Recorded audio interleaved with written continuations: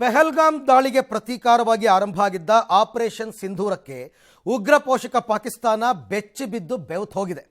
ಭಾರತದ ಮಿಸೈಲ್ ಡ್ರೋನ್ಗಳು ಪಾಕ್ನಲ್ಲಿನ ಉಗ್ರರ ನೆಲೆಗಳನ್ನು ಟಾರ್ಗೆಟ್ ಮಾಡಿ ನುಗ್ಗಿ ಧ್ವಂಸ ಮಾಡಿವೆ. ಇದೇ ಮೊದಲ ಬಾರಿಗೆ ಭಾರತದ ಡಿಜಿಎಂಒ ಹಾಗೂ 3 ಸೇನೆಯ ಅಧಿಕಾರಿಗಳು ಆಪರೇಷನ್ ಸಿಂಧೂರ ಬಗ್ಗೆ ಮಾಹಿತಿಯನ್ನು ಕೊಟ್ಟರು. ಆಪರೇಷನ್ ಸಿಂಧೂರ ಬಗ್ಗೆ ಸಾಕ್ಷಿ ಸಮೇತ ವಿವರಿಸಿದರು. ಉಗ್ರರನ್ನು ಸದೆಬಡಿಯುವಲ್ಲಿ ಆಪರೇಷನ್ ಸಿಂಧೂರ ಯಶಸ್ವಿಯಾಗಿದ್ದು 9 ಉಗ್ರರ ತಾಣಗಳು ಧ್ವಂಸವಾಗಿದೆ. ಇದರಲ್ಲಿ ಅಜ್ಮಲ್ ಕಸಬ್, ಡೇವಿಡ್ ಹೆಡ್ಲಿ ಟ್ರೈನಿಂಗ್ ಪಡೆದ ಉಗ್ರ ನೆಲೆಗಳು ಕೂಡ ಸೇರಿವೆ. ಕಂದಹಾರ್ ವಿಮಾನ ಹೈಜಾಕ್ನ ಮಾಸ್ಟರ್ ಮೈಂಡ್ ಆಗಿದ್ದ ಯೂಸಫ್ ಅಜರ್, ಪುಲ್ವಾಮಾ ದಾಳಿಯ ಮಾಸ್ಟರ್ ಮೈಂಡ್ ಸೇರಿ ಒಟ್ಟು 100 ಉಗ್ರರು ಹತರಾಗಿದ್ದಾರೆ. ಹಾಗೆಯೇ 35ರಿಂದ 40 ಪಾಕ್ ಯೋಧರು ಹತರಾಗಿದ್ದಾರೆ. ಲಾಹೋರ್ ಏರ್ ಡಿಫೆನ್ಸ್ ಸೇರಿ ಪಾಕ್ನ ಹಲವು ಏರ್ ಬೇಸ್ಗಳು, ರಾಡಾರ್ ಕೇಂದ್ರಗಳನ್ನು ಧ್ವಂಸಗೊಳಿಸಲಾಗಿದೆ ಅಂತ ಅವರು ವಿವರವನ್ನು ಕೊಟ್ಟರು. ಅಂದಹಾಗೆ ಕದನ ವಿರಾಮಕ್ಕೆ ಮೊದಲು ಗೋಗರ್ದಿದ್ದೇ ಪಾಕಿಸ್ತಾನ ಅಂತೆ. ಕರಾಚಿ ಬಂದರು ಗುರಿಯಾಗಿಸಿ ನೌಕಾಸೇನೆ ಸನ್ನದ್ಧವಾಗಿತ್ತು. ಈ ಭೀತಿಯಿಂದ ನಿನ್ನೆ 3 ಗಂಟೆ 35 ನಿಮಿಷಕ್ಕೆ ಪಾಕ್ ಡಿಜಿಎಂಒ ಕರೆ ಮಾಡಿ ಕದನ ವಿರಾಮಕ್ಕೆ ರಿಕ್ವೆಸ್ಟ್ ಮಾಡಿಕೊಂಡ್ರು ಅಂತ ಸೇನಾಧಿಕಾರಿಗಳು ಮಾಹಿತಿ ಕೊಟ್ಟರು. ಇನ್ನು ಪಾಕಿಸ್ತಾನ 700 ಡ್ರೋನ್ ದಾಳಿಗೆ ಯತ್ನ ಮಾಡಿದ್ದು 5 ಯೋಧರು ಹುತಾತ್ಮರಾಗಿದ್ದಾರೆ ಅಂತ ಕೂಡ ಮಾಹಿತಿ ಕೊಟ್ಟರು. ಇದೆಲ್ಲ ಮೊನ್ನೆ ಪ್ರೆಸ್ ಮೀಟಲ್ಲೂ ಹೇಳಿದರು. ಬಟ್ ಇವತ್ತು ಸ್ವಲ್ಪ ಕರಾರುವಾಕಾದ ಸ್ಯಾಟಲೈಟ್ ಪಿಕ್ಚರ್ಗಳನ್ನು ಕೊಟ್ಟು ಮೊದಲು ಹೇಗಿತ್ತು ಈಗ ಹೇಗಾಗಿದೆ ದಾಳಿಯ ನಂತರ, ಅಂದರೆ ಏರ್ಬೇಸ್ ಮತ್ತು ಸೈನಿಕ ಶಿಬಿರ ಇವೆಲ್ಲವೂ ಹೇಗಾಗಿತ್ತು ಅಂತ ಇಲ್ಲಿ ನೀವು ನೋಡ್ತಾ ಇದ್ದೀರಾ. ಮುರಿದಿಕೆ ಉಗ್ರರ ನೆಲೆ ದಾಳಿಗೂ ಮೊದಲು ಹೆಂಗಿತ್ತು ನೋಡಿ, ಅಲ್ಲಿ ನಾವು ಮಾರ್ಕ್ ಮಾಡಿ ತೋರಿಸ್ತಾ ಇದ್ದೀವಲ್ಲ, ಆ ಪರ್ಟಿಕ್ಯುಲರ್ ಪಾರ್ಟ್ ನೋಡಿ, ದಾಳಿಯ ನಂತರ ಹೆಂಗೆ ಧ್ವಂಸ ಆಗಿದೆ ಅಂತ. ಇದಕ್ಕಿಂತ ಇನ್ನೇನು ಸಾಕ್ಷಿ ಬೇಕು ಇವರಿಗೆ? ಇದು ಸಾಕ್ಷಿಯನ್ನು ಕೊಟ್ಟಿರೋದು ಕೇವಲ ಭಾರತೀಯರಿಗಲ್ಲ, ಇಡೀ ಜಗತ್ತಿಗೆ ಕೊಟ್ಟಿರುವಂತಹ ಸಾಕ್ಷಿ. ನಮ್ಮಲ್ಲೂ ಕೆಲವರು ಇದಾರಲ್ಲಪ್ಪ, ಸಾಕ್ಷಿ ಕೊಡಿ ನೀವು ಹೊಡೆದಿದ್ದಕ್ಕೆ ಅಂತ ಕೇಳಿದ್ದಿರಲ್ಲ ಈ ಹಿಂದೆ. ಅದಕ್ಕೋಸ್ಕರ ಆಗಾಗ್ಗೆ ಹೆಚ್ಚು ಕಡಿಮೆ ಎವ್ರಿ ಡೇ ಪ್ರೆಸ್ ಮೀಟ್ ಮಾಡಿ ಸಾಕ್ಷಿಗಳನ್ನು ಹಾಜರುಪಡಿಸ್ತಾ ಇದ್ದಾರೆ. ಜೊತೆಗೆ ಯಾವುದೇ ರಾಂಗ್ ಇನ್ಫಾರ್ಮೇಷನ್ಸ್ ಹೋಗೋದು ಬೇಡ, ರೈಟ್ ಇನ್ಫಾರ್ಮೇಷನ್ಸ್ ನಮ್ಮಿಂದನೇ ಕೊಡೋಣ ಅಂತಕ್ಕಂಥ ಲೆಕ್ಕಾಚಾರ ಇಟ್ಕೊಂಡು ಈ ರೀತಿ ಸಾಕ್ಷಿಗಳು. ಈಗ ನೀವು ನೋಡ್ತಾ ಇರೋದು ಭವಲ್ಪುರ್ ಉಗ್ರರ ನೆಲೆ, ಇದು ಬೋಲಾರಿ ಏರ್ಬೇಸ್.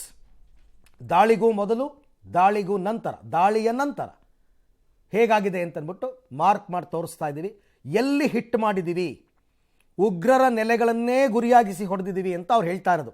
ಅಕ್ಕಪಕ್ಕ ಇರುವಂತಹ ಸಿವಿಲಿಯನ್ಸ್ ಬಿಲ್ಡಿಂಗು ಕೂಡ ನಾವು ಟಚ್ ಮಾಡಿಲ್ಲ. ನಮ್ಮ ಗುರಿ ಅತ್ಯಂತ ಕರಾರುವಾಕಾಗಿತ್ತು ಅನ್ನೋದನ್ನು ತೋರಿಸೋದಕ್ಕೋಸ್ಕರ ಇದನ್ನು ತೋರಿಸ್ತಾ ಇದ್ದಾರೆ. ಈಗ ನೀವು ನೋಡ್ತಾ ಇರೋದು ಚುನಿಯನ್ ಏರ್ ಡಿಫೆನ್ಸ್ ರಾಡಾರ್. ಮೊದಲು ಹೇಗಿತ್ತು, ದಾಳಿಯ ನಂತರ ಹೇಗಾಗಿದೆ, ದಾಳಿಗೂ ಮೊದಲು ದಾಳಿಯ ನಂತರ ಏನಾಗಿದೆ. ಇದು ಪಸ್ರೂರ್ ಏರ್ ಡಿಫೆನ್ಸ್ ರಾಡಾರ್ ಕೇಂದ್ರಗಳು. ಇವೆಲ್ಲ ರೇಡಿಯೋ ಡಿಟೆಕ್ಟಿಂಗ್ ಆ್ಯಂಡ್ ರೇಂಜಿಂಗ್ ಅಂತ ಕರೀತಾರೆ. ಯಾವುದೇ ಒಂದು ಸಂಭಾವ್ಯ ದಾಳಿಯನ್ನು ಇದು ಮೊದಲು ಕಂಡುಹಿಡಿಯುತ್ತೆ. ಶತ್ರು ರಾಷ್ಟ್ರದಿಂದ ಯಾವುದಾದ್ರು ಮಿಸೈಲ್ ಬರ್ತಾ ಇದೆಯಾ ಏನು ಎತ್ತ ಅಂತ. ಇನ್ನು ಸರ್ಗೋದಾ ಏರ್ಬೇಸ್ ಕೂಡ ನೋಡ್ತಾ ಇದ್ದೀರಾ. ಓಕೆ, ಇವತ್ತಿನ ಪ್ರೆಸ್ ಮೀಟ್ನಲ್ಲಿ ಅವ್ರು ಕೊಟ್ಟಂತಹ ಮಾಹಿತಿಯ ಹೈಲೈಟ್ಸ್ ಏನೇನು ಅಂತಕ್ಕಂಥದ್ದನ್ನು ನೋಡ್ಬೋಣ. ಕೆಲವೊಂದು ಕೀ ಪಾಯಿಂಟ್ಸ್ ಅವ್ರು ಹೇಳ್ತಾರೆ. 100ಕ್ಕೂ ಹೆಚ್ಚು ಭಯೋತ್ಪಾದಕರ ಹತ್ಯೆ ಆಗಿದೆ. ಆಪರೇಷನ್ ಸಿಂಧೂರದ ಪರಿಣಾಮ ನಾವು ಹೊಡೆದಂತಹ ಹೊಡೆತಕ್ಕೆ 100ಕ್ಕೂ ಹೆಚ್ಚು ಉಗ್ರರು, ನಮ್ಮ ಟಾರ್ಗೆಟ್ ಇದ್ದಿದ್ದೆ ಅದು, ಹೊಡೆದಿದ್ದೀವಿ. ಯಾರನ್ನ? ಭಯೋತ್ಪಾದಕರನ್ನ ಹತ್ಯೆ ಮಾಡಿದ್ದೀವಿ. ಇನ್ನು 9 ಉಗ್ರ ನೆಲೆಗಳನ್ನು ಧ್ವಂಸ ಮಾಡಿದ್ದೀವಿ. 9 ಉಗ್ರ ನೆಲೆ, ಅದೆಲ್ಲ ನಿಮಗೆ ಅವತ್ತೇ ನಾವು ಸೋಫಿಯಾ ಖುರೇಶಿ ಅವರೆಲ್ಲ ಹೇಳಿದರು ಯಾವ್ಯಾವ ಭಾಗ ಅಂತಂದ್ಬಿಟ್ಟು. 9 ಉಗ್ರರ ನೆಲೆಗಳನ್ನು ಛಿದ್ರ ಮಾಡಿದ್ದೀವಿ ಅಂತ ಹೇಳಿದ್ದಾರೆ. ಹಾಗೆಯೇ ಈ ಕಂದಹಾರ್ ವಿಮಾನ ಅಪಹರಣ ಆಗಿತ್ತಲ್ಲ, ಅದರ ಮಾಸ್ಟರ್ ಮೈಂಡ್ ಮತ್ತು ಪುಲ್ವಾಮಾ ದಾಳಿಯ ಮಾಸ್ಟರ್ ಮೈಂಡ್ ಇಬ್ಬರನ್ನು ಹೊಡೆದಾಕಿದ್ದೀವಿ ಅಂತ ಹೇಳಿದ್ದಾರೆ. ಎಲ್ಲ ಅಲ್ಲಲ್ಲೇ ಇದ್ದಂಥವ್ರು ಇವರೆಲ್ಲ. ಇದರ ಜೊತೆಗೆ ಅಡಿಷನಲ್ ಆಗಿ ಇವತ್ತು ಕೊಟ್ಟ ಇನ್ಫಾರ್ಮೇಷನ್ 35ರಿಂದ 40 ಸೈನಿಕರನ್ನು, ಯಾರು ಪಾಕಿಸ್ತಾನಿ ಸೈನಿಕರನ್ನು ಹೊಡೆದಾಕಿದ್ದೀವಿ. ಉಗ್ರರು ಹೋಗಿದ್ದಾರೆ, ಉಗ್ರರ ಜೊತೆಗೆ ಸೈನಿಕರು ಹೋಗಿದ್ದಾರೆ. 35ರಿಂದ 40 ಆ್ಯಕ್ಯುರೇಟ್ ನಂಬರ್ ಗೊತ್ತಾಗಲ್ಲ, ಯಾಕೆಂದರೆ ಅವ್ರು ಸತ್ತು ಬಿದ್ದಿರೋದು ಪಾಕಿಸ್ತಾನದ ನೆಲದಲ್ಲಿ. ನಾವು ಹೋಗ್ಬಿಟ್ಟು ಕೌಂಟ್ ಮಾಡೋಕ್ಕೆ ಬರಲ್ಲ. ಹಾಗಾಗಿ 35ರಿಂದ 40 ಉಗ್ರರು ಯೋಧರು. ಇನ್ನು ಲಾಹೋರ್ನ ಏರ್ ಡಿಫೆನ್ಸ್ ಇದೆಯಲ್ಲ, ಲಾಹೋರ್ನಲ್ಲಿ ಇಟ್ಟಿರೋದು ಕಂಪ್ಲೀಟಾಗಿ ಅದನ್ನು ಧ್ವಂಸ ಮಾಡಿದ್ದೀವಿ, ಉಡಿಸ್ ಮಾಡಿದ್ದೀವಿ ಅಂತ ಹೇಳಿದ್ದಾರೆ. ಲಾಹೋರ್ನ ಏರ್ ಡಿಫೆನ್ಸ್ ಸಿಸ್ಟಮ್. ಹಾಗಾಗಿ ಲಾಹೋರ್ಗೆ ಇವಾಗ ಸುಲಭವಾಗಿ ಅಟ್ಯಾಕ್ ಮಾಡ್ಬೋದು ಅವ್ರು ಇನ್ನೊಂದು ಏರ್ ಡಿಫೆನ್ಸ್ನ ಅಲ್ಲಿ ತಂದು ಅಳವಡಿಸ್ಕೊಳ್ಳದೆ ಇದ್ದರೆ. ಏರ್ ಬೇಸ್ ಮತ್ತು ರಾಡಾರ್ ಸಿಸ್ಟಮನ್ನು ಢಮಾರ್ ಅನಿಸಿದ್ದೀವಿ ಅಂತ ಹೇಳಿದ್ದಾರೆ. ಕರಾಚಿ ಬಂದರಿಗೆ ಗುರಿ ಇಟ್ಟು ನೌಕಾಸೇನೆ ಟಾರ್ಗೆಟ್ ಮಾಡಿತ್ತು. ಅದನ್ನು ವೈಸ್ ಅಡ್ಮಿರಲ್ ಅವರು ಇವತ್ತು ಹೇಳಿದರು. ನಮ್ಮ ತಂಡ ಹೋಗ್ತಾ ಇದ್ದ ಹಾಗೆಯೇ ಕರಾಚಿಯಲ್ಲಿದ್ದ ಸೇನಾ ನೌಕೆಗಳೆಲ್ಲ ಸೇರ್ಕೊಂಡ್ಬಿಟ್ಟುವಂತೆ ಒಳಗಡೆಗೆ. ನಮ್ಮ ಶಕ್ತಿ ನೋಡೇ ಸುಮ್ಮನಾಗ್ಬಿಟ್ರು ಅವರು ಅಂತ. ಆಮೇಲೆ ಬಂದಿದ್ದು ಬಾಲ ಮುದುರ್ಕೊಂಡು ನಮಗೆ ಯುದ್ಧ ವಿರಾಮವನ್ನು ಕೊಡಿ ಅಂತಂದ್ಬಿಟ್ಟು ಯುದ್ಧ ವಿರಾಮಕ್ಕೆ ಗೋಗರ್ದಿದ್ದೇ ಪಾಕಿಸ್ತಾನ ನಾವಲ್ಲ. ನಿನ್ನೆ 3:45 ವೇಳೆಗೆ ಫೋನ್ ಕಾಲ್ ಬಂದಿತ್ತು ಅಂತ. ಇಲ್ಲಿ ನೋಡಿ ಚಕ್ಲಾಲ ಏರ್ಬೇಸ್ ಏನಾಗಿದೆ ಅಂತಂದ್ಬಿಟ್ಟು, ಯಾವ ಏರ್ಬೇಸನ್ನು ಅಟ್ಯಾಕ್ ಮಾಡಿದ್ದಾರೆ ಅಂತಂದ್ಬಿಟ್ಟು ಚಕ್ಲಾಲ ಏರ್ಬೇಸ್ ಅಂತ ಅಪಾರ ಪ್ರಮಾಣದ ಶಸ್ತ್ರಾಸ್ತ್ರಗಳನ್ನು ಇಲ್ಲಿ ಸಂಗ್ರಹಿಸಿ ಇಡಲಾಗಿತ್ತು ಅಂತ ಹೇಳಿದ್ದಾರೆ. ಈ ಚಕ್ಲಾಲ ಏರ್ಬೇಸನ್ನು ನಾವು ಧ್ವಂಸ ಮಾಡಿದ್ದೀವಿ ಅಂತ ಸ್ಯಾಟಲೈಟ್ ಪಿಕ್ಚರನ್ನು ತೋರಿಸ್ತಾ ಇದ್ದಾರೆ. ದೃಶ್ಯದಲ್ಲಿ ತಾವೀಗ ನೋಡ್ತಾ ಇದ್ದೀರಾ. ನಾನು ಯಾವಾಗಲೂ ಹೇಳ್ತಾ ಇರ್ತೀನಿ, ಒಂದು ಏರ್ಬೇಸನ್ನು ಕಳ್ಕೊಂಡ್ರೆ ಒಂದು ರಾಷ್ಟ್ರ ಅದು ಅಪಾರ ನಷ್ಟ ಆ ದೇಶಕ್ಕೆ. ಆ ಥರದ್ದು ಬೇಕಾದಷ್ಟು ಏರ್ಬೇಸ್ ಕಳ್ಕೊಂಡಿದ್ದಾರೆ ಈಗಾಗಲೇ 6, 7, 8, 9 ಹೀಗೆ ಸಾಕಷ್ಟು ನಷ್ಟ ಆಗಿದೆ. ಇದು ನೀವು ನೋಡ್ತಾ ಇದ್ದೀರಲ್ಲ, ಮುರಿದಿಕೆ ಉಗ್ರತಾಣ. ಇದು ವೆರಿ ಇದೊಂಥರ ಏನಂತಾರೆ ಅಂದರೆ ಟೆರರ್ ಪ್ರೈಮರಿ ಅಂತ ನರ್ಸರಿ ಅಂತ ಕರೀತಾರೆ, ಟೆರರ್ಸ್ ನರ್ಸರಿ ಅಂತ. ಒಂದು ವರ್ಷಕ್ಕೆ ಮಿನಿಮಮ್ 1,000 ಉಗ್ರರನ್ನು ಇಲ್ಲಿಂದ ತಯಾರು ಮಾಡಿಬಿಡ್ತಾರಂತೆ. ಅದನ್ನು ಧ್ವಂಸಗೊಳಿಸಿದ್ದೀವಿ ಅಂತಕ್ಕಂಥದ್ದು ಸ್ಯಾಟಲೈಟ್ ಪಿಕ್ಚರಿಂದ ಗೊತ್ತಾಗ್ತಾ ಇರ್ತಕ್ಕಂಥದ್ದು. ಉಗ್ರರ ತಾಣದ ಮೇಲೆ ಈ ಮುರಿದಿಕೆ ಉಗ್ರ ತಾಣ, ನಾವು ಅದನ್ನು ನಿಮಗೆ ಫೋಟೋಸ್ ಎಲ್ಲ ತೋರಿಸಿದ್ದೀವಿ. ಇದು ಏರಿಯಲ್ ವ್ಯೂ, ಇದಷ್ಟೇ ಸ್ಯಾಟಲೈಟ್ಗಳಿಂದ ಕೊಟ್ಟಿರ್ತಕ್ಕಂಥದ್ದು. ಸಾಕಷ್ಟು ನಷ್ಟ ಆಗಿಬಿಟ್ಟಿದೆ. ಅದಕ್ಕೇ ಸುಮಾರು 100ಕ್ಕೂ ಹೆಚ್ಚು ಭಯೋತ್ಪಾದಕರು ಇಲ್ಲಿದ್ದವರೆಲ್ಲ ಸತ್ತಿದ್ದಾರೆ. ಆಮೇಲೆ ಈ ಏರ್ಬೇಸ್ ಎಲ್ಲ ಅಟ್ಯಾಕ್ ಮಾಡಿದಾಗ 35ರಿಂದ 40 ಪಾಕ್ ಯೋಧರು ಕೂಡ ಬಲಿಯಾಗಿದ್ದಾರೆ. ಅದೆಲ್ಲವನ್ನು ತಾವೀಗ ಗಮನಿಸ್ತಾ ಇದ್ದೀರಾ. ಯಾವ ಪ್ರದೇಶದಲ್ಲಿ ನಾವು ಹೊಡೆದಿದ್ದೀವಿ, ಏನಾಗಿದೆ, ಇದೆಲ್ಲ ಯಾವ್ಯಾವುದೋ ಸೋಷಿಯಲ್ ಮೀಡಿಯಾದಲ್ಲಿ ಬರ್ತಕ್ಕಂಥ ಫೋಟೋಸ್ ಅಲ್ಲ. ಅಧಿಕೃತವಾಗಿ ನಮ್ಮ ಸೈನಿಕರು, ನಮ್ಮ ಸೇನೆ ಬಿಡುಗಡೆ ಮಾಡಿದಂತಹ ಫೋಟೋ ಪ್ರೆಸ್ ಮೀಟಲ್ಲಿ, ಇವತ್ತಿನ press ಮೀಟ್ನಲ್ಲಿ. You may be aware that we tested and refined tactics and procedures at sea during multiple weapon firings in the Arabian Sea within 96 hours of the terrorist attack to strike select targets at sea and on land, including Karachi at time of our choosing. The forward deployment of the Indian Navy compelled Pakistani naval and air units to be in a defensive posture, mostly inside harbors or very close to the coast, which we monitored continuously. 9 terror hubs left more than 100 terrorists killed, including high-value targets such as Yusuf Azhar, Abdul Malik Rauf, and Mudassir Ahmed that were involved in the hijack of IC-814 and the Pulwama blast. With the Pak DGMO was conducted at 15:35 hours yesterday and resulted in cessation of cross-border firing and air intrusions by either side with effect from 1700 hours 10th of May, after he proposed that we cease hostilities. We also decided to further speak on the 12th of May, that's tomorrow, at 1200 hours to discuss the modalities that would enable the longevity of this understanding. ಇನ್ನು ಇಟ್ಟ ಹೆಜ್ಜೆ ದಿಟ್ಟ ಗುರಿ, ಹಿಂದೆ ಸರಿಯೋ ಮಾತೆ ಇಲ್ಲ. Target ಈಗಾಗಲೇ fix ಆಗಿದೆ. ನುಗ್ಗಿ ಹೊಡೆಯೋದೊಂದೇ ಬಾಕಿ. ಸಾಕಿನ್ನು ತಾಳ್ಮೆ ಮತ್ತು ಸಂಯಮ. ಗಾಂಧಿ ತತ್ವ ಕಪಟಿ ಪಾಕಿಸ್ತಾನಕ್ಕೆ ಹೊಂದಿಕೆ ಆಗಲ್ಲ. ಬಗ್ಗಿಸಿ ಬೆನ್ಮೂಳೆ ಮುರಿಲೇಬೇಕು.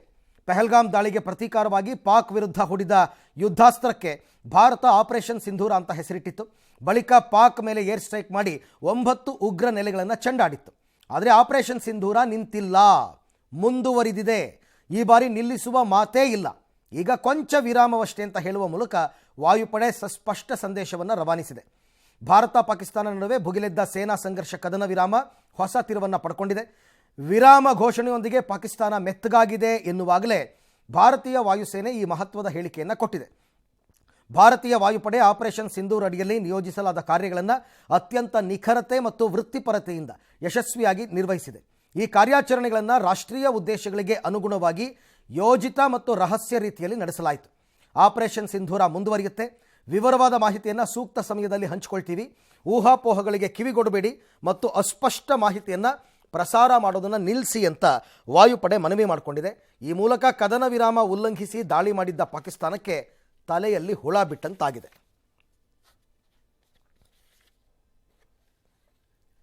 ಇನ್ನು ಪಹಲ್ಗಾಮ್ ಉಗ್ರರ ದಾಳಿಯ ಪ್ರತೀಕಾರವಾಗಿ ಭಾರತೀಯ ಸೇನೆ ಆರಂಭ ಮಾಡಿರ್ತಕ್ಕಂಥ ಈ ಆಪರೇಷನ್ ಭಾರತದ ಮಿಸೈಲ್ ಯುದ್ಧದ ಹಂತವನ್ನು ತಲುಪಿದೆ. ಕಾಲು ಕೆದರಿ ಬರ್ತಾ ಇದ್ದಂತಹ ಪಾಕ್ಗೆ ಭರ್ಜರಿ ಏಟನ್ನು ಕೊಟ್ಟಿದೆ. ಭಾರತದ ಮಿಸೈಲ್ ಡ್ರೋನ್ಗಳು ಶತ್ರು ರಾಷ್ಟ್ರದಲ್ಲಿ ಆರ್ಭಟಿಸಿ ಜಬರ್ದಸ್ತ್ ಹೊಡೆತವನ್ನು ಕೊಟ್ಟಿದೆ. ಆದರೆ ಏನೇ ಮಾಡಿದ್ರೂ ನಾಯಿ ಬಾಲ ಡೊಂಕು ಅನ್ನೋ ಹಾಗಾಗಿದೆ ಪಾಕಿಸ್ತಾನದ ಕತೆ. ಭಾರತದ ಹೊಡೆತದಿಂದ ತಪ್ಪಿಸ್ಕೊಳ್ಳೋದಕ್ಕೆ ಯುದ್ಧ ವಿರಾಮದ ಕಳ್ಳಾಟವಾಡಿದ್ದ ಕಪಟಿ ಪಾಕ್ ವಿರಾಮ ಘೋಷಣೆ ಮಾಡಿದ 3 ಗಂಟೆಯಲ್ಲಿ ನರಿಬುದ್ಧಿ ತೋರಿಸ್ತು. ನಿನ್ನೆ ರಾತ್ರಿ ಅಮೆರಿಕದ ಕೈಕಾಲು ಹಿಡಿದು ಕದನ ವಿರಾಮದ ಭಿಕ್ಷೆಯನ್ನು ಬೇಡ್ತು. ಆದರೆ ದೊಡ್ಡಣ್ಣನ ಮಾತಿಗೂ ಕವಡೆ ಕಾಸಿನ ಕಿಮ್ಮತ್ತು ಕೊಡದೆ ನಿನ್ನೆ ಮತ್ತೆ ರಾತ್ರಿ ಆಗ್ತಾ ಇದ್ದಂತೆ ದಾಳಿಗೆ ವಿಫಲ ಯತ್ನವನ್ನು ನಡೆಸಿತು. ಈ ನಡುವೆ ನಾಳೆ ಮಧ್ಯಾಹ್ನ 12 ಗಂಟೆಗೆ ಎರಡೂ ದೇಶಗಳ DGMO ಮಟ್ಟದ ಮತ್ತೊಂದು ಸುತ್ತಿನ ಸಭೆ ನಡೆಯುತ್ತೆ. ಪಾಕಿಸ್ತಾನವೇ ಕದನ ವಿರಾಮಕ್ಕೆ ಬೇಡಿಕೆ ಇಟ್ಟಿರೋದ್ರಿಂದ ಭಾರತ ಷರತ್ತು ವಿಧಿಸುವ ಸಾಧ್ಯತೆ ಇದೆ. ಮೋಸ್ಟ್ ವಾಂಟೆಡ್ ಉಗ್ರರನ್ನು ಭಾರತದ ವಶಕ್ಕೆ ನೀಡಬೇಕು, ಪಾಕ್ನಲ್ಲಿರುವ ಉಗ್ರ ನೆಲೆ ಧ್ವಂಸಗೊಳಿಸಬೇಕು, POK ವಿಚಾರವನ್ನು ಗಟ್ಟಿಯಾಗಿ ಮುಂದಿಡುವಂತಹ ಸಾಧ್ಯತೆ ಇದೆ. ಇನ್ನು ಪಾಕ್ ರಕ್ಷಣಾ ಮಂತ್ರಿ ಖ್ವಾಜಾ ಆಸಿಫ್ ಸಿಂಧೂ ಜಲ ಒಪ್ಪಂದ ಕಾಶ್ಮೀರ ವಿಚಾರ ಪ್ರಸ್ತಾಪ ಇಡ್ತೀವಿ ಅಂತ ಹೇಳ್ಕೊಂಡಿದ್ದಾರೆ. ಓಕೆ, ಯುದ್ಧ ವಿರಾಮಕ್ಕೆ ಪಾಕ್ ಅಂಗಲಾಚಿದ್ದು ಯಾಕೆ ಅಂತಕ್ಕಂಥ ಒಂದು ಪ್ರಶ್ನೆ ಬರುತ್ತೆ. ತುಂಬ ವಿಚಾರಗಳಿದೆ. ಒಂದೇ ಲೈನಲ್ಲಿ ಹೇಳಬೇಕು ಅಂತಂದರೆ ನಮ್ಮ ಹೊಡೆತವನ್ನು ಅವ್ರ ಕೈಲಿ ತಡ್ಕೊಳ್ಳೋಕ್ಕಾಗಲಿಲ್ಲ. ರಾಜತಾಂತ್ರಿಕವಾದದ್ದು ಯುದ್ಧ ಹೊಡೆತ. ಪಾಕಿಸ್ತಾನದ 8 ಪ್ರಮುಖ ಸೇನಾ ನೆಲೆಗಳನ್ನು ನಾವು ಉಡಿಸ್ ಮಾಡಿದ್ವಿ. ಅದು ಅವ್ರಿಗೆ ದೊಡ್ಡ ಡ್ಯಾಮೇಜ್. ಪದೇ ಪದೇ ಹೇಳ್ತಾ ಇದ್ದೀನಿ, ಸೇನಾ ನೆಲೆಗಳನ್ನು ಕಳ್ಕೊಂಡ್ರೆ ನಾಳೆ ಏನೂ ಮಾಡೋಕ್ಕಾಗಲ್ಲ ಅವ್ರ ಕೈಲಿ ಯುದ್ಧ. ಇನ್ನು ರಫೀಕಿ, ಮುರಿದ್, ಸುಕೂರ್ ಸೇನಾ ನೆಲೆಯನ್ನು ನಾವು ನಿರ್ನಾಮ ಮಾಡಿದ್ವಿ. ವೆರಿ ಇಂಪಾರ್ಟೆಂಟ್ ಸೇನಾ ನೆಲೆಗಳು ಅವ್ರಿಗೆ. ಸೇನಾ ನೆಲೆಯನ್ನು ಧ್ವಂಸ ಮಾಡಿಬಿಟ್ರೆ ಅಲ್ಲಿದ್ದಂತಹ ಶಸ್ತ್ರಾಸ್ತ್ರಗಳು ಅಥವಾ ಯೋಧರು ಸತ್ತೋಗ್ಬಿಡ್ತು ಎಲ್ಲರೂ, ಏನೂ ಮಾಡೋಕ್ಕಾಗಲ್ಲ. ಇನ್ನು ಭಾರತದ ಮಿಸೈಲ್ ದಾಳಿಗೆ ಮಿಲಿಟರಿ ಬೇಸ್ ಒಂದು ಭಸ್ಮ ಆಗಿದೆ. ಅದನ್ನು ಕೂಡ ಅವರು ಅಧಿಕೃತವಾಗಿ ಹೇಳಿದ್ದಾರೆ. ಯಾವುದು ಅಂದರೆ ರಹೀಮ್ ಯಾರ್ ಖಾನ್ ಏರ್ ಬೇಸ್ ಬಳಿ ಅಣ್ವಸ್ತ್ರ ಘಟಕ ಇದೆಯಂತೆ. ಇದು ಅವ್ರಿಗೆ ಹೆದರಿಕೆ ಆಗಿದ್ದು. ನಾವು ರಹೀಮ್ ಯಾರ್ ಖಾನ್ ಏರ್ ಬೇಸ್ ಹೊಡೆದ್ವಲ್ಲ, ಹತ್ತಿರದಲ್ಲೇ ಅಣ್ವಸ್ತ್ರ ಘಟಕ ಇದೆ, ಅಲ್ಲಿಗೆ ಬಿದ್ದುಬಿಟ್ಟಿದ್ದರೆ ಅವರ ದೇಶದ ಅಣ್ವಸ್ತ್ರ ಆ ದೇಶವನ್ನೇ ಸುಟ್ಟಾಕ್ಬಿಡ್ತಾ ಇತ್ತು. ಅದಕ್ಕೆ ಅವ್ರು ಹೆದರ್ಬಿಟ್ರು. ಇನ್ನು ನೂರ್ ಖಾನ್ ಏರ್ ಬೇಸ್ ಪಕ್ಕದಲ್ಲಿ ಅಣ್ವಸ್ತ್ರ ಘಟಕ ಇತ್ತು. ಆಮೇಲೆ ಸರ್ಗೋಡ್ ಏರ್ ಬೇಸ್ನ ಕಿರ್ನಾ ಬೆಟ್ಟದಲ್ಲಿ ಘಟಕ ಇದೆ, ಅಣ್ವಸ್ತ್ರ ಘಟಕ. ಅಲ್ಲಿಗೂ ಹೊಡೆದಿದ್ವಿ ನಾವು ಪಕ್ಕದಲ್ಲೇ. ಚೂರು ಯಾಮಾರಿದ್ರು ಅಲ್ಲೇ ಬ್ಲಾಸ್ಟ್ ಆಗ್ತಾ ಇತ್ತು ಪರಮಾಣು ಅಸ್ತ್ರಗಳು. ಏರ್ ಬೇಸ್ ಬಳಿಯ ಅಣ್ವಸ್ತ್ರ ಧ್ವಂಸ ಮಾಡುವಂತಹ ಭಯ ಅವರಿಗೆ ಶುರುವಾಗೋಯ್ತು. ಎಲ್ಲಿ ಹೊಡೆದ್ಬಿಡ್ತಾರೋ, ಯಾಕೆಂದರೆ ನಮ್ಮ ಟಾರ್ಗೆಟ್ ಅತ್ಯಂತ ನಿಖರವಾಗಿತ್ತು. ನಾವು ಅಲ್ಲಿಗೆ ಹೊಡಿಬೇಕು ಅಂದಿದ್ರೆ ಹೊಡಿತಾ ಇದ್ವಿ. ನಮಗೆ ಗೊತ್ತಿತ್ತು ಇಲ್ಲಿ ಅಣ್ವಸ್ತ್ರ ಘಟಕ ಇದೆ ಅಂತ ಗೊತ್ತಿತ್ತು. 5 ನಿಮಿಷದ ಕೆಲಸ. ಬಟ್ ನಾವು ಹಂಗೆ ಮಾಡಲಿಲ್ಲ. 19,000 ಕೋಟಿ IMF ಭಿಕ್ಷೆಗೋಸ್ಕರ ಡ್ರಾಮಾ. ಇವರು ಇಂಟರ್ನ್ಯಾಷನಲ್ ಮಾನಿಟರಿ ಫಂಡ್ ಅವ್ರ ಹತ್ರ 19,000 ಕೋಟಿ ಕೇಳ್ಕೊಂಡಿದ್ರು ಸಾಲ ಪಾಕಿಸ್ತಾನದವರು. ಅವರು ಕೊಡ್ತೀವಿ ಅಂತ ಒಪ್ಕೊಂಡಿದ್ರು. ಆದರೆ ಒಂದು ಕಂಡೀಷನ್ ಹಾಕಿದ್ರು, ನೀವೀಗ ಯುದ್ಧ ಸಮಯದಲ್ಲಿದ್ದೀರಾ, ಈಗ ನಿಮಗೆ ದುಡ್ಡು ಕೊಡೋಕ್ಕಾಗಲ್ಲ ಅಂತ. ಅದಕ್ಕೆ ಮೊದಲು ನೀವು ಯುದ್ಧ ವಿರಾಮ ಪಡ್ಕೊಳ್ಳಿ ಅಂತ ಹೇಳಿತ್ತು IMF. ಅದಕ್ಕೋಸ್ಕರ ಓಡ್ ಬಂದರು. ಸಿಂಧೂ ಒಪ್ಪಂದ ಅಮಾನತು ಮಾಡಿರೋದ್ರಿಂದ ಅವರಿಗೆ ನೀರು ಸಿಗ್ತಾ ಇಲ್ಲ, ವಿಪರೀತ ಸಮಸ್ಯೆ ಆಗಿಬಿಟ್ಟಿದೆ. ಈ ಎಲ್ಲ ಕಾರಣಗಳಿಂದಾಗಿ ಅವರು ಯುದ್ಧ ವಿರಾಮಕ್ಕೆ ಕೈಕಾಲು ಕಟ್ಟಬೇಕಾದ ಪರಿಸ್ಥಿತಿ ಬಂತು. 4 ದಿನದ ಹೊಡೆತಕ್ಕೆ ಹಿಂಗಾದರೆ ಮುಂದಿನ ಪರಿಸ್ಥಿತಿ ಏನಾಗ್ತಾ ಇತ್ತು ಅಂತಂದರೆ ಭೂಪಟದಿಂದ ಪಾಕಿಸ್ತಾನ ಅಳಿಸಿ ಹೋಗ್ತಾ ಇತ್ತು. ಅದು ಅವ್ರಿಗೆ ತುಂಬ ಚೆನ್ನಾಗಿ ಗೊತ್ತಿತ್ತು. ಹಾಗಾಗಿ ಹೀಗೆ ಮಾಡಿದ್ದಾರೆ. ಇನ್ನು ಭಾರತದ ಮೇಲೆ ಕಾಲು ಕೆರ್ಕೊಂಡು ಜಗಳಕ್ಕೆ ನಿಂತ ಪಾಕಿಸ್ತಾನಕ್ಕೆ ಪ್ರಧಾನಿ ಮೋದಿಯವರು ಖಡಕ್ಕಾಗಿ ಸಂದೇಶವನ್ನು ರವಾನೆ ಮಾಡಿದ್ದಾರೆ. ಇವತ್ತು ಮತ್ತೆ ತಂಟೆಗೆ ಬಂದರೆ ತಕ್ಕ ಶಾಸ್ತಿ ಮಾಡುವ ಎಚ್ಚರಿಕೆಯನ್ನು ನೀಡಿದ್ದಾರೆ. ಇವತ್ತು ಕೂಡ ಮ್ಯಾರಥಾನ್ ಸಭೆ ನಡೆಸಿದ ಮೋದಿ, ರಾಜನಾಥ್ ಸಿಂಗ್, ಆಮೇಲೆ NSA Ajit Doval, CDS major Anil Chauhan 3 ಸೇನೆಗಳ ಮುಖ್ಯಸ್ಥರ ಜೊತೆ 2 ಗಂಟೆ ಚರ್ಚೆ ನಡೆಸಿದ್ದಾರೆ. ಮುಂದಿನ ಕಾರ್ಯತಂತ್ರಗಳ ಬಗ್ಗೆ ಸಲಹೆ ಸೂಚನೆ ಕೊಟ್ಟಿದ್ದಾರೆ. ಇದೇ ವೇಳೆ ಪ್ರಧಾನಿಗೆ ಅಮೆರಿಕ ಉಪಾಧ್ಯಕ್ಷ JD ವ್ಯಾನ್ಸ್ ಕರೆ ಮಾಡಿದ್ದು, ಪಾಕ್ ದಾಳಿ ಮಾಡಿದ್ರೆ ನಾವು ದಿಟ್ಟ ಉತ್ತರ ಕೊಟ್ಟೇ ಕೊಡ್ತೀವಿ, ಹಿಂದೆ ಸರಿಯುವ ಮಾತೇ ಇಲ್ಲ ಅಂತ JD ವ್ಯಾನ್ಸ್ಗೆ ಮೋದಿಯವರು ಖಡಕ್ಕಾಗಿ ಹೇಳಿದ್ದಾರೆ. ಹಾಗಾದರೆ ಮೋದಿಯವರ ಸಂದೇಶ ಏನು ಕೊಟ್ಟಿದ್ದಾರೆ ನೋಡೋಣ. ಪಾಕ್ ಗುಂಡು ಹೊಡೆದ್ರೆ ಬೆಂಕಿ ಚೆಂಡು ಬೀಳುತ್ತೆ ಅವ್ರಿಗೆ. ನೀವು ಗುಂಡು ಹಾರಿಸಿದ್ರೆ ನಾವು ಬಾಂಬ್ ಎಸಿತೀವಿ ಅಂತ. ನೀವು ಒಂದು ಗುಂಡು ಹೊಡೆದ್ರೆ ನಾವು ಒಂದು ಬಾಂಬೆ ಎಸಿತೀವಿ. ನಮ್ಮ ಹತ್ರ ಆಟ ಆಡೋಕ್ಕೆ ಬರಬೇಡಿ, ನಮ್ಮ ಸಹವಾಸ ಸರಿ ಇಲ್ಲ. ನಿಮ್ಮ ಪಾಡಿಗೆ ನೀವಿರಿ, ನಮ್ಮ ಪಾಡಿಗೆ ನಾವಿರ್ತೀವಿ. ಮತ್ತೆ ತಂಟೆಗೆ ಬಂದರೆ ತಕ್ಕ ಶಾಸ್ತಿ ಮಾಡ್ತೀವಿ. ಇದು ಜಾಗತಿಕ ಮಟ್ಟದಲ್ಲಿ ಕೊಟ್ಟಿರೋ ಎಚ್ಚರಿಕೆ. ಅಮೆರಿಕಾಗೂ ಹೇಳಿದೆ ಭಾರತ ಹೀಗೆ ಮಾಡ್ತೀವಿ ಅಂತ. ಉಗ್ರವಾದ ನಿಲ್ಲುವವರೆಗೂ ಸಿಂಧೂ ಒಪ್ಪಂದ ಸಸ್ಪೆಂಡ್, ನೀರು ಬಿಡಲ್ಲ. ಉಗ್ರವಾದ ನಿಲ್ಲಬೇಕು, ಟೆರರಿಸಮ್ ಆ್ಯಕ್ಟಿವಿಟಿ ಕಂಪ್ಲೀಟ್ ಸ್ಟಾಪ್ ಆಗಬೇಕು, ಆಗ ನಿಮಗೆ ನೀರು ಕೊಡ್ತೀವಿ, ಅಲ್ಲಿ ತನಕ ಕೊಡಲ್ಲ. ನಾಳಿನ ಸಭೆಯಲ್ಲಿ POK ವಿಚಾರ ಮಾತ್ರ ಚರ್ಚೆ ಮಾಡ್ತೀವಿ. POK ವಿಚಾರ ಏನು ಡಿಸೈಡ್ ಮಾಡಿ. ಇನ್ನು ಕಾಶ್ಮೀರ ವಿಚಾರದಲ್ಲಿ ಅಮೆರಿಕ ಮಧ್ಯಸ್ಥಿಕೆ ಅಗತ್ಯವಿಲ್ಲ ಅಂತ. ಆ್ಯಕ್ಚುಲಿ ಶಿಮ್ಲಾ ಒಪ್ಪಂದದಲ್ಲೇ ಇದೆ ಇದು. ಏನಂತ, ಕಾಶ್ಮೀರ ಸಮಸ್ಯೆ ಭಾರತ ಮತ್ತು ಪಾಕಿಸ್ತಾನಕ್ಕೆ ಮಾತ್ರ ಸಂಬಂಧಪಟ್ಟಿದ್ದು, ಮೂರನೇ ರಾಷ್ಟ್ರದವರು ತಲೆ ಹಾಕುವಂತಹ ಅವಶ್ಯಕತೆ ಇಲ್ಲ ಅಂತ ಬರೆದು ಶಿಮ್ಲಾ ಒಪ್ಪಂದದಲ್ಲಿ ಪಾಕಿಸ್ತಾನ ಮತ್ತು ಭಾರತದ ಇವರು ಸೈನ್ ಮಾಡಿದ್ದಾರೆ, ಪ್ರಧಾನಿಗಳು. ಹಾಗಾಗಿ ನೀವು ಬರೋ ಅವಶ್ಯಕತೆ ಇಲ್ಲ. ಕಾಶ್ಮೀರ ವಿವಾದವನ್ನು ಬಗೆಹರಿಸುವ ಶಕ್ತಿ ಭಾರತಕ್ಕಿದೆ, ನಾವು ಮಾಡ್ಕೋತೀವಿ. ನಾವು ಕಾಶ್ಮೀರ ವಿವಾದವನ್ನು ಜಾಗತೀಕರಣಗೊಳಿಸೋದಕ್ಕೆ ಇಚ್ಛೆ ಪಡಲ್ಲ. ಅಯ್ಯೋ ಅದಕ್ಕೆ ಇಡೀ ಜಗತ್ತಿನ ರಾಷ್ಟ್ರಗಳು ಬರಬೇಕಾ? ನಾವು ಮಾಡ್ತೀವಿ, ಕೊನೆಗೆ ಮಾತಾಡ್ತೀವಿ. ಅದು ಬಗೆಹರಿಲಿಲ್ಲ ಅಂದರೆ ದಂಡಂ ದಶಗುಣಂ, ರುಚಿ ತೋರಿಸಿದ್ದೀವಿ, ಸ್ಯಾಂಪಲ್. ಮಧ್ಯಸ್ಥಿಕೆಗೆ ಮುಂದಾಗಿದ್ದ ದೊಡ್ಡಣ್ಣನಿಗೆ ಕಠಿಣ ಸಂದೇಶವನ್ನು ಈಗ ಭಾರತ ಕಳಿಸಿದೆ.